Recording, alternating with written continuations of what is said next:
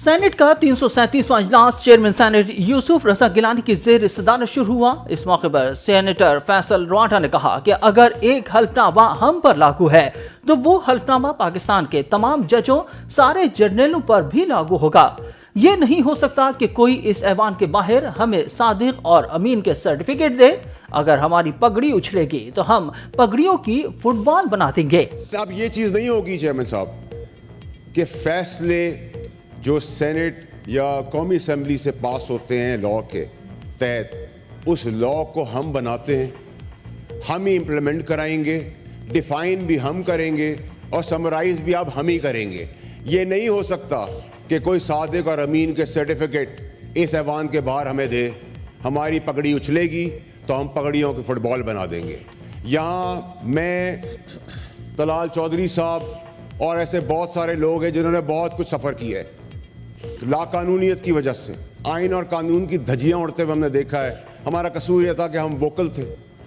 Opposition leader اور تحریک انصاف کے رہنما شبلی فراز نے کہا کہ بانی پی ٹی آئی گزشتہ 9 ماہ سے سیاسی کیسز میں پابند سلاسل ہیں اور ان کی اہلیہ کو بھی جیل میں بند کر رکھا ہے۔ انہوں نے کہا کہ جیلوں میں 99% پی ٹی آئی رہنما اور کارکنان قید ہیں اور یاسمین راشد سمیت خواتین کو بھی جیلوں میں رکھا گیا۔ انہوں نے کہا کہ مجھے امید ہے کہ chairman senate P T I کے اعجاز چودھری کے پروٹیکشن آرڈرز جاری کریں گے۔ ان کا کہنا تھا کہ ہم نے خیبر پختونخوا اور پنجاب کی اسمبلیوں کو قانون کے تحت تحلیل کر دیا۔ یہ ایک سیاسی اور آئینی فیصلہ تھا اور آئین کے تحت انتخابات 90 دن میں ہونے تھے، لیکن اس کی جگہ ایک نگراں حکومت بنا دی گئی جس نے پاکستان تحریک انصاف پر ظلم اور جبر میں کوئی کسر نہ چھوڑی۔ شبلی فراز نے کہا کہ جب وفاقی حکومت ختم ہوئی تو 90 دن میں انتخابات ہونے تھے، لیکن نگراں حکومت بنا دی گئی جس کی آئین میں کوئی گنجائش نہیں ہے۔ پھر جب الیکشن کا اعلان ہو گیا تو ہماری پارٹی سے ہمارا انتخابی نشان لے لیا اور ہمارے امیدواروں کو مضحکہ خیز نشانات دیے گئے۔ ان کا کہنا تھا کہ بینگن، کدو اور ٹماٹر پر مشتمل مضحکہ خیز انتخابی نشانوں نے ان کو شکست دی اور یہ بتایا کہ وہ کس کے ساتھ کھڑے ہیں۔ انہوں نے نظام کے خلاف اپنے تحفظات کا اظہار کے لیے تشدد کا راستہ اپنانے کے بجائے حق رائے دہی استعمال کیا۔ انہوں نے کہا کہ آج بڑے دکھ کی بات ہے کہ ہمارے خیبر پختونخوا کے سینیٹر اس ایوان میں نہیں ہیں۔ یہ ایوان مکمل نہیں ہے، ایوان مکمل نہیں تھا، لیکن پھر بھی الیکشن ہوئے، آئین کی خلاف ورزی کی۔ پاکستان کی تاریخ میں یا ریسنٹ میموری میں اتنا نہیں ہوا ہوگا کہ جتنے سیاسی قیدی اس وقت ہیں، اور ان میں 99.9% کا تعلق پاکستان تحریک انصاف سے ہے۔ اگر آپ دیکھیں تو کسی کو بھی نہیں چھوڑا گیا۔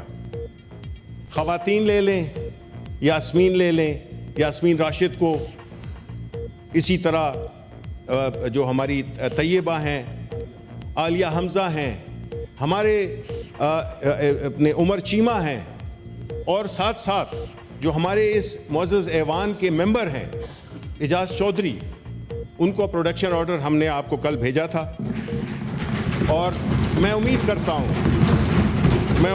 ہوں چیئرمین صاحب کہ آپ اس میں اس ہاؤس، کیونکہ آپ صرف ٹریجری کے چیئرمین نہیں، آپ پورے ہاؤس کے چیئرمین ہیں، آپ اپوزیشن کی بھی نمائندگی کرتے ہیں اور آپ ٹریجری کی بھی نمائندگی کرتے ہیں، تو ہم یہ آپ سے توقع رکھتے ہیں کہ آپ اعجاز چودھری کے پروڈکشن آرڈر کے لیے اپنی تمام تر کوششیں کریں گے، اور ہم چاہیں گے کہ وہ ہمارے درمیان موجود ہوں۔ چیئرمین سینٹ یوسف رضا گیلانی نے کہا کہ پہلی دفعہ پی ٹی آئی سے تعلق رکھنے والے اپوزیشن لیڈر کی پوری تقریر غور سے سنی اور اپوزیشن لیڈر شبلی فراز نے بہت اچھی باتیں کی ہیں۔ اس کے بعد قائد ایوان اسحاق ڈار نے گفتگو کرتے ہوئے کہا کہ اپوزیشن لیڈر شبلی فراز نے بہت اچھی باتیں کی اور اچھا شعر پڑھا، لیکن کاش کہ وہ یہ باتیں 2-3 سال پہلے کرتے تو آج پاکستان یہ دن نہ دیکھتا۔ ایوان سے خطاب کرتے ہوئے سابق نگراں وزیر اعظم اور سینیٹر انوار الحق کاکڑ نے کہا، اس میں کوئی شک نہیں ہے کہ آئین اسمبلی کی تحلیل کے بعد الیکشن کرانے کے لیے 90 دن کی مہلت دیتا ہے، لیکن اس کے ساتھ آئین میں مزید کئی شرائط بھی عائد کی گئی ہیں۔ انہوں نے کہا کہ نگراں حکومت کی مدت میں توسیع خواہش نہیں بلکہ مجبوری تھی۔